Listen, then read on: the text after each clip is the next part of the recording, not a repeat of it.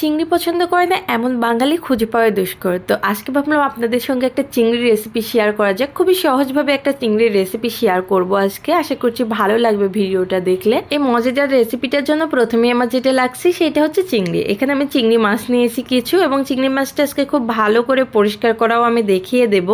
কারণ আমি যেহেতু গোটা চিংড়ি রান্না করব, অনেকেই পরিষ্কার করতে পারেন না।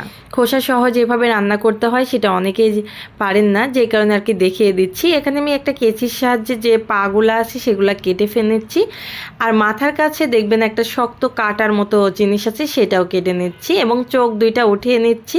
এবার হচ্ছে একটু হাত দিয়ে ভিতরেও দেখবেন যে কিছু থাকে সেটা পরিষ্কার করে নিচ্ছি। এবার মাথার মধ্যে একটু চাপ দিলে দেখবেন এরকম হলুদ টাইপের কিছু একটা আছে। অনেকেই বলে এটা রাখতে হয়, অনেকেই বলে খাওয়া যায় না। তো আমি আর কি এটা রাখি না, এটা ফেলে দিই। একটু চাপ দিলে মাথার অংশটা খুলে আসে, তখন আঙ্গুল দিয়ে একটু চাপ দিয়ে বের করে ধুয়ে পরিষ্কার করে নিই। আর এই মাথার পিছন দিয়ে শিরদাঁড়া দিয়ে একটা রগের মতো থাকে, যেটা আসলে রগ না, ময়লার একটা নালি থাকে, যেটা টান দিলেই সুতার মতো বের হয়ে আসে। সেটা অবশ্যই বের করে নেবেন, কারণ ওর মধ্যে অনেক ময়লা থাকে।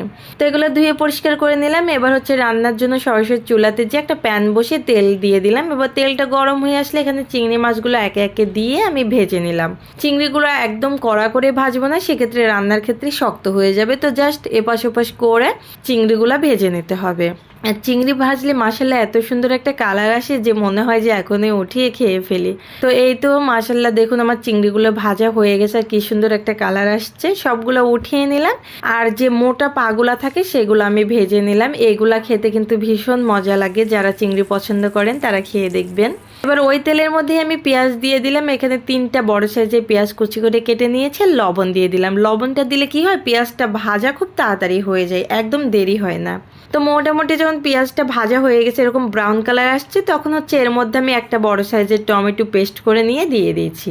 এবার এখানে দিয়ে দিচ্ছি 1 টেবিল চামচ রসুন বাটা, হাফ চামচ হচ্ছে আদা বাটা দিয়ে খুব ভালোভাবে কষিয়ে নিতে হবে, যেন এর কাঁচা গন্ধটা না থাকে।